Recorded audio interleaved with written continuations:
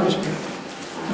Jo he sigut alumne de les escoles antigues, les que estaven en la plaça de l'Ajuntament, que era en la planta baixa de lo que era l'Ajuntament Estara, que avui ja n'hi ha oficines. Allí el professor estava don Leonardo Carreras. Allò és trist recordar-ho, però un sol professor en 60 o 70 alumnes. I aleshores, què podia fer?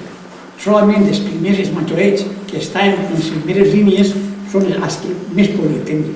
Però els més xicotets, havia dos pilars en aquella nave. Els més xicotets, darrers pilars per jugar a cartons, el joc d'aquella època. Què es podia fer? I que vinga ja, el que acaba de dir, és ja les escoles aquestes que m'autoria dir les escoles noves. El dia de la inauguració, eixirem els xiquets i les xiquetes primeres formaren en la plaça del Palacio, els xiquets a un altre costat, les xiquetes eixien de cada Doña Maria la mestra, que en la planta baixa tenia les escoles. Ella vivia dalt i la planta baixa eren les escoles. Eixirem ja formats de 3 en 3, primer les xiquetes, després els xiquets, als 4 cantons i agarrarem el carrer Major fins a aquest edifici.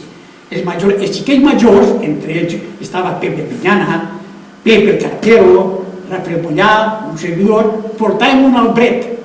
Don Leonardo era molt jardiner i el que volia era que plantàrem unes plantetes allí en les escoles noves. Nosaltres portàvem, els últims, portàvem un albret que ens va facilitar Don Leonardo. Arribàrem a les escoles, mentre les autoritats allí xerraven, d'alcalde, i el que presidia l'acte era don Vicente Barbero, el senyor Vicente Barbero, per dir-ho més clar, el pare de Paco Maricruz, i que era l'alcalde en aquell moment. Nosaltres plantàrem més albrets. Jo recordo, encara que vaig plantar, que encara està aquí plantat, que és que el que jo vaig plantar encara està allí. És això que fa boletes, que està la verja de Carles Sánchez, també és aquí ja. I això vaig plantar jo en aquell moment, que està allí. Això era el moment.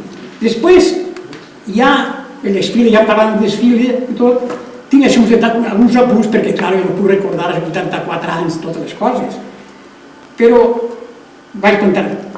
L'ordre de l'escola, jo sempre he estat amb Don Leonardo, jo vaig ja passar a la tercera classe, sempre he estat amb ell, però l'ordre dels xiquets en l'escola, això era algo serio per nosaltres, per aquella època.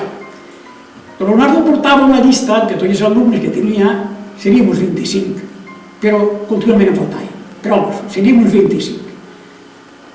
N'acudíem 18, 20. Els demés, és que resulta que en aquelles fetges, els pares, quan hi havia la collita de garrofes i d'olives, els pares enviaven els xiquets a pegar olives i a pegar garrofes, que ocorria, que allí a l'escola no ocorria. Però hi havia una segona cosa, agarrant aquest punt, hi havia una cosa molt curiosa. Hi havia classes d'ensenyança particular, que entre ells estava mon pare, per tenir classes. Era l'única forma de poder-se ensenyar a llegir i escriure, que és el que diuen entonces.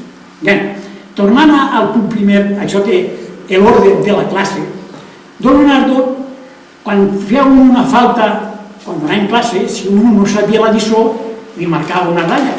Si no acudia a l'assistència, li marcava una ratlla. Tots els mesos havia recuento d'aquestes ratlles. El que menys ratlles tenia era el primer. I així anava per ordre. És que hi havia un ordre de taules que era segons l'ordre, segons les faltes que havien fet el mes. Ahí sempre passava el següent. Pepe el Miñana, el pare de Pepe Luis, estava Pepe el Cartero, estava Rafael de Mollà, estava jo...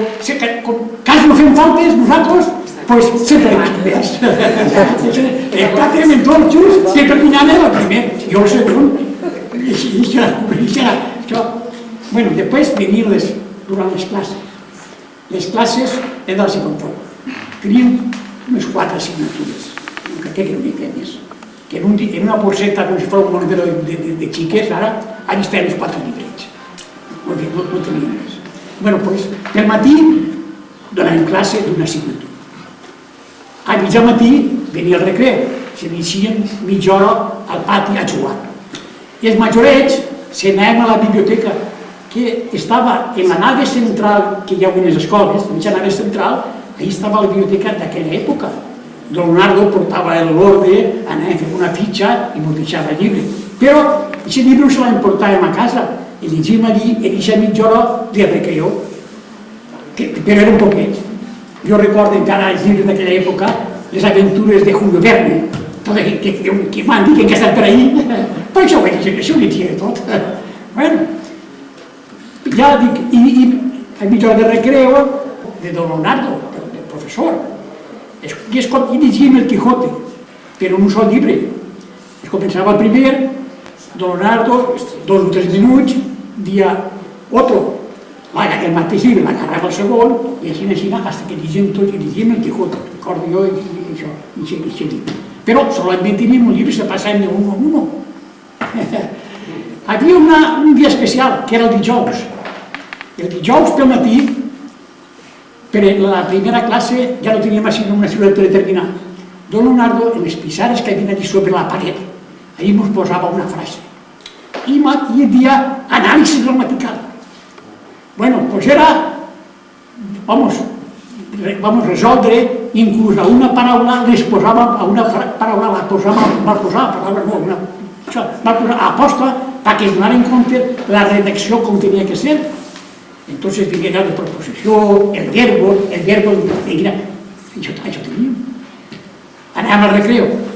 Després del recreo, deixa mitja part, fins el migdia, estudiant cal·ligrafia. Era el sábado, el dissabte. El dissabte era urbanitat.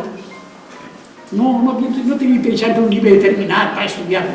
Era lliçons pràctiques d'urbanitat. El respecte als majors, que és el que més ens preocupava, el respecte als majors, quan anàvem per un carrer i que donaven pas a les persones majors, en fi. Estos detalls són els que més recorde com a cosa d'humor, per dir alguna cosa, pues l'ensanche, quasi tot eren anogueres. Us recordaran els homes de més edat que tenen anogueres. Quan eixíem per la vesprada, els xiquets, allò era un concurs de tir en pedra. A veure qui li pegava la nou, bueno, en l'època que estàvem madures, qui li pegava la nou i tirava en terra. Quan caigui la nou, la nou era del que l'havia tirat, no li l'agarrava un altre. Era un dels detalls que jo tinc una simple senyal d'una pedra que em van pegar, perquè soc majorià i no es nota molt, però jo tinc un trau, hi ha pedres ahir, em van pegar una pedra, vaig tindre que anar a casa corrent que curar la ma mare. Llavors hi havia un... bueno, vull aclarar una cosa. Així m'ha dit de pintura. Soc una jo que sempre m'agrada estudiar i que sempre... crec que soc molt actiu i molt nerviós. Ara, als 83 anys, que curs passat, em vaig dedicar a ensenyar-me a pintar. Ja que ho he dit, jo ho aclarisc. L'únic que faig és ensenyar-me a pintar. No soc ni com un pintor. Però m'ensenyo a pintar. I ara aquest curs també continué totes les setmanes, un dia a la setmana, vaig a Mari Carmen, allà en companyia de xiquets que tenen 12 anys, allà una abuela de 84 anys, pintant com ells. Jo tranquil, jo no...